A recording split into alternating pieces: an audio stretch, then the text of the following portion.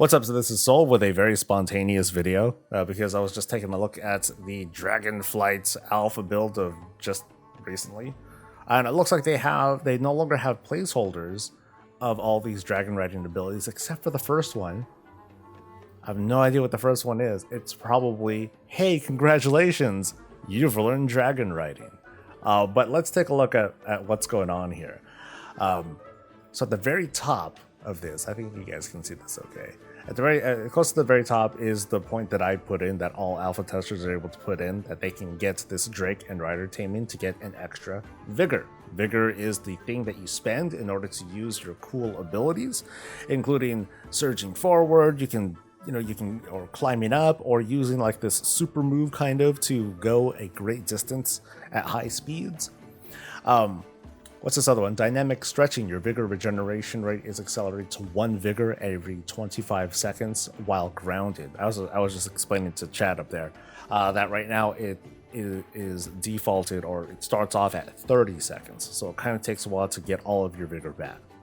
And then there's this other one, Thrill of the Skies generates 1 vigor every 10 seconds. Right now, if I'm counting this correctly, it's about 15 seconds for every vigor that you generate. So this will increase your uptime by quite a bit. I think you need to learn all 3 in order to proceed, which is fine.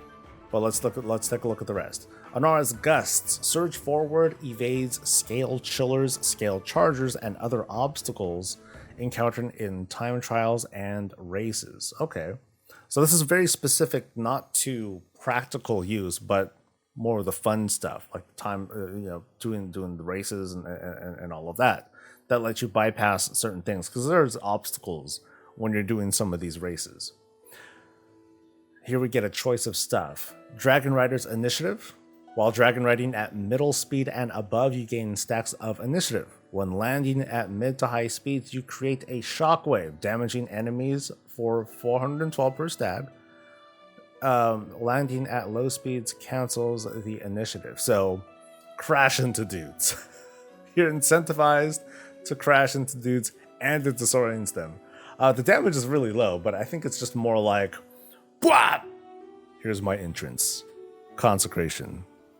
Fan of Shields. All that stuff. That's kind of cool. Or we can pick up this other choice, which is Dragon Rider's Compassion. While airborne on a Dragon Isle's Drake, you gain stacks of Dragon Rider's Compassion up to 10. When you dismount, you gain a shield worth 1% of your health and gain 1% movement speed per stack, lasting 30 seconds. So 10% bubble and 10% movement speed, and it lasts for 30 seconds. It's not bad. If the damage here stays low at what it is, okay, but both aren't bad. One's kind of defensive, one's kind of not. No big deal. I was hearing, because I'm not knowledgeable about dungeon testing and all that, I was hearing that one of the newer dungeons that was introduced in this build actually has dragon riding involved in the instance. So will these talents apply? Not sure, because no one can access these yet. But that sounds kind of fascinating, because this will have some actual practical use. Hey, I'm a tank. I'm going to do this. Hey, I'm a DPS. I'm going to do this. So that'd be kind of cool. Let's move on. Restorative Travels. Your vigor regeneration rate is accelerated, to 1 vigor every 20 seconds while grounded. So from 30 to 25 to 20. Not bad. Airborne Tumbling. Whirling Surge evades wing shredders and dismounts airborne enemy players. So both a PvP and a regular travel perk. If you're in war mode, good luck to enemy players. I mean, that's good. That sounds like it'd be kind of hard to do as well, because you're going at pretty high speeds. So if you guys are crisscrossing each other, that's going to be like some really quick reaction time in part of players and the servers to actually see each other. But as for like a PvE application, I haven't encountered very many instances, but there are some cases where there are flying enemies that can dismount you. And I think there was another area where if you're in, if you're close to enemies, like you get targeted, and then the game will say, hey, get out of here or evade because you're, missile locked or something like that. So that's kind of cool. Moving on, we go lower. Dragon Rider's Cultivation. Gathering herbs or minerals increases your vigor recharge rate by 10% for 10 seconds. Okay, so that's kind of a way to incentivize or to kind of hasten. Hey, if you're doing your farming, it's going to be a little bit faster. I still prefer to be a druid. That still feels like it's going to be way better, but this is one thing that they can have. I'm still wondering like what's going to happen with like druids and regular mounts and all that stuff later on. Dragon Rider's Hunt is the other option. Defeating an enemy increases your vigor recharge rate by 10% for 3 seconds. This effect can only occur once every 10 seconds, so it doesn't stack. It's just a way to, I mean, it's definitely something once we get into the routine of regular, daily content. Hey, we're doing an invasion event. Boom, boom, boom. Mobs are clear. Where's the next one? I don't know. Take to the skies, and then this will give us that somewhat faster vigor recharge on top of the previous perks, because you have to go down this track in order to pick everything up, so not bad. This one has our vigor increased to 5, which is nice. And then finally we have like these kinds of choices that I guess we're gonna get everything for. So your vigor increased to 6, which is also nice.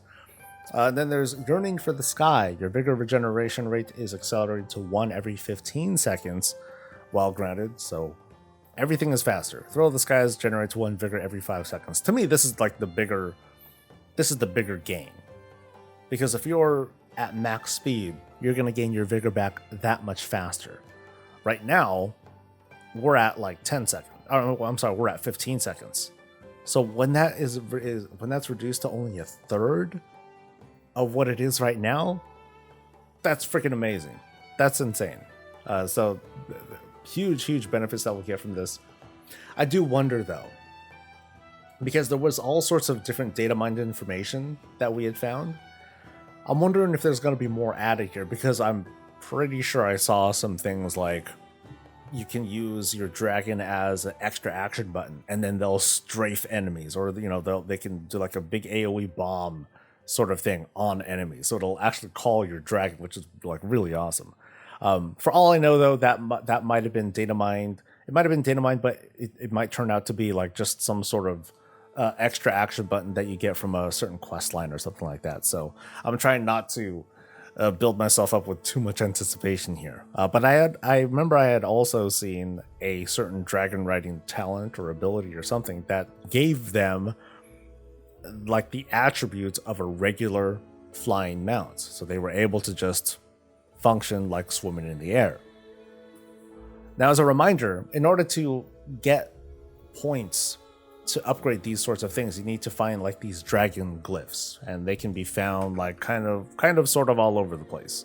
If you go to like certain locations around the Dragon Isles, and there are also all sorts of achievements that you can track in order to find everything. I think there might have been one up here. I forget. I think there was one like right above here. Yeah, okay, here we go. Cool. So right up there where you see my mouse, that's where you see one of those dragon glyphs. And mind you that this is an account-wide sort of progression. So I happened to get this glyph like weeks ago on a different character during the alpha test.